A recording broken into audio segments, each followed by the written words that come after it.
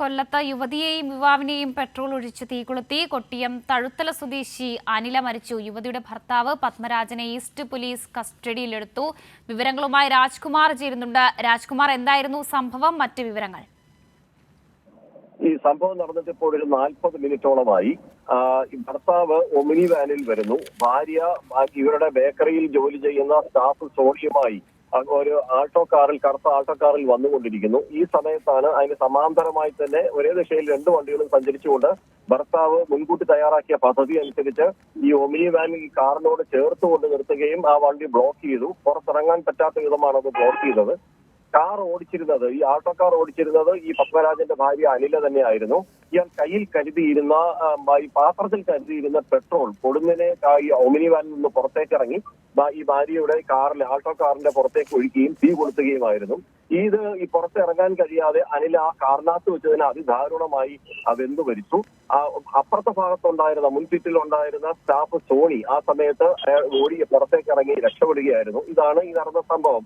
ഇതില് ഈ ഭാര്യയ്ക്ക് ഒരു ആൺ സുഹൃത്തുണ്ട്. ഈ ആൺ സുഹൃത്തുമായുള്ള ബന്ധത്തെ ചൊല്ലി ഭർത്താവ് കഴിഞ്ഞ ഒരാഴ്ചയായി ഇവരുമായി പിണക്കത്തിലായിരുന്നു എന്ന് പറയുന്നു.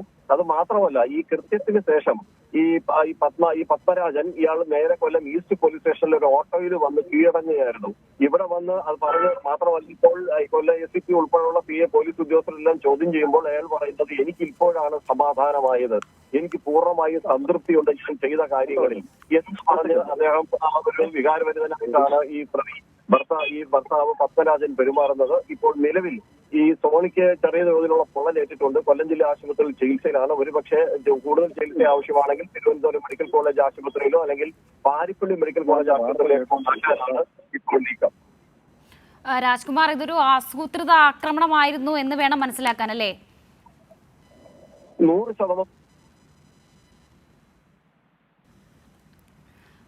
കൊല്ലത്ത് യുവതിയെയും യുവാവിനെയും പെട്രോൾ ഒഴിച്ച് തീ കൊളുത്തി അതിദാരുണമായ സംഭവമാണ് സംഭവിച്ചിരിക്കുന്നത്. കൊട്ടിയം തഴുത്തല സ്വദേശി അനിലയാണ് മരിച്ചത്. യുവതിയുടെ ഭർത്താവ് പത്മരാജനാണ് ഇത്തരത്തിൽ പെട്രോൾ ഒഴിച്ച് തീ കൊളുത്തി യുവതിയെ കൊലപ്പെടുത്തിയത്.